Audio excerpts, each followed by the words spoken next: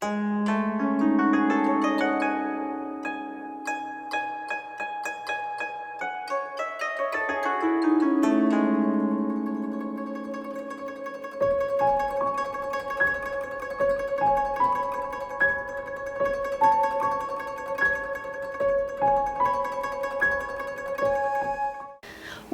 back to the Dr. Jonette channel, and welcome to another episode of my 6 pillars for health and longevity. In today's episode, we are going to be talking about probably what I consider is one of the very foundational pillars. In fact, maybe even the most important pillar, because it anchors all the rest of the pillars, and that pillar is adequate sleep. What is adequate sleep? A lot of researchers, in fact, pretty much all the researchers, consider adequate sleep to be between 7 and 9 hours of sleep a night. Today, we are talking about how sleep can impact you on your weight loss journey. Many of us would like to lose a few extra pounds.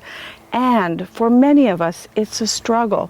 It's a struggle for a number of reasons, but one reason that many of us don't even think of or consider is how much sleep are we getting?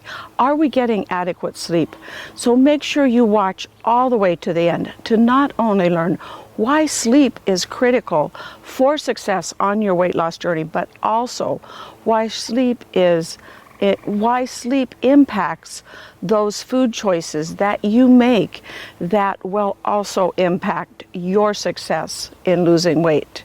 So let's jump in and start with the number one reason that you need to get adequate sleep in order to have a successful weight loss program. Number one is that when you don't get enough sleep, you will likely lose weight, but the weight you lose will be lean muscle mass and not fat. We all want to lose those extra fat cells, not our lean muscle mass, not our muscles. Why is it that when we don't get enough sleep, we don't lose the fat that we want to lose? We hang on to that fat, and which is what we don't want to keep, and we lose that tissue that we do want to keep, our muscles. It makes a lot of sense from an evolutionary standpoint when we look at the science of why that is. When we think about evolutionarily, what is happening? What happened thousands of years ago when our ancestors didn't get enough sleep? What was it in their environment that caused them to not get enough sleep? There were threats in their environment. Their very safety was threatened. Their life was threatened. They were in survival. So whether they were a small group or a larger tribe, some of the members, in fact, or if they were an individual, they had to stay awake during the night in order to be ready for and prepared for that predator or that marauding band of from another tribe. They had to be ready for that, and as a result, they didn't get enough sleep. So what our body learned is that not enough sleep is an emergency situation. It means that we are in survival, that our body and our very being is being threatened. So when we are being threatened, metabolically, what is happening?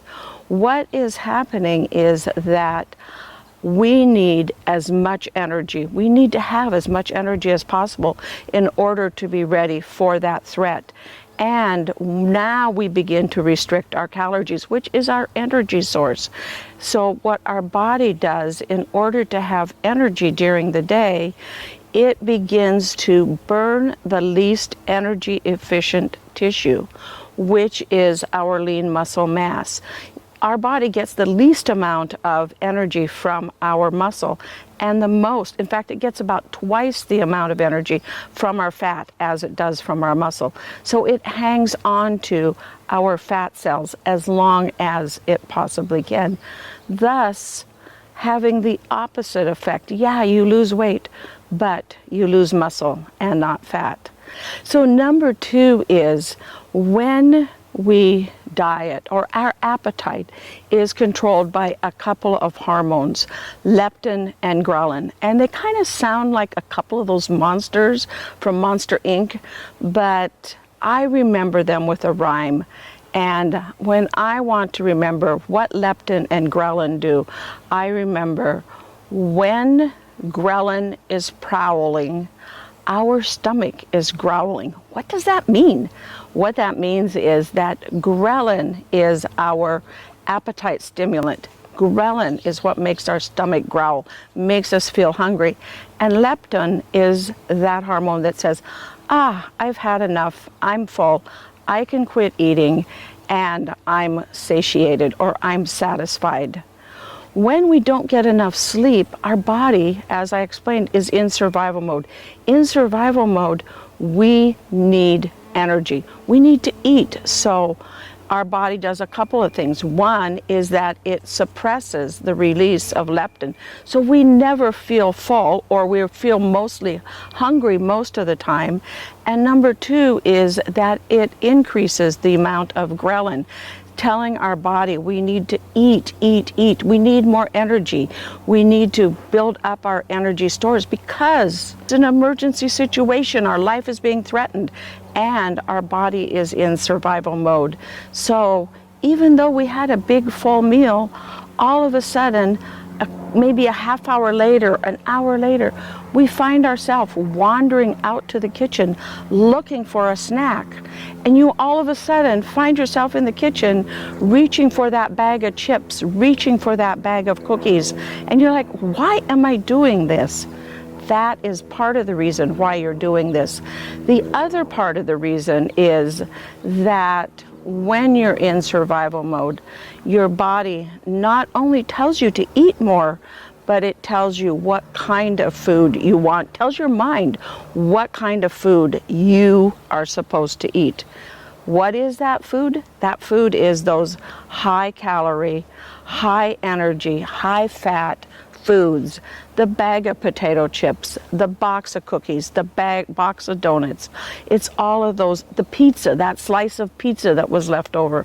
It's all of those foods that are loaded with calories, loaded with energy for your body to build up its stores, because your body knows it's an emergency and it has to do everything it can to help you survive.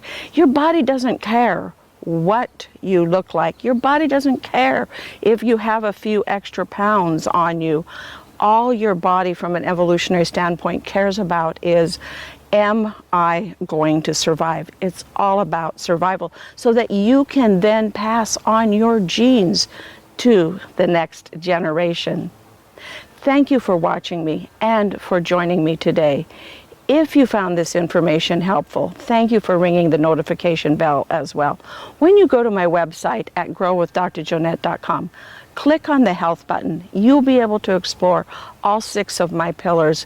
In addition to that, you will find my website is also an organic garden to table website where I teach you how to grow healthy, nutritious food for your brain and your body. And then we take that food into my kitchen and I show you how to prepare it for optimum health and longevity.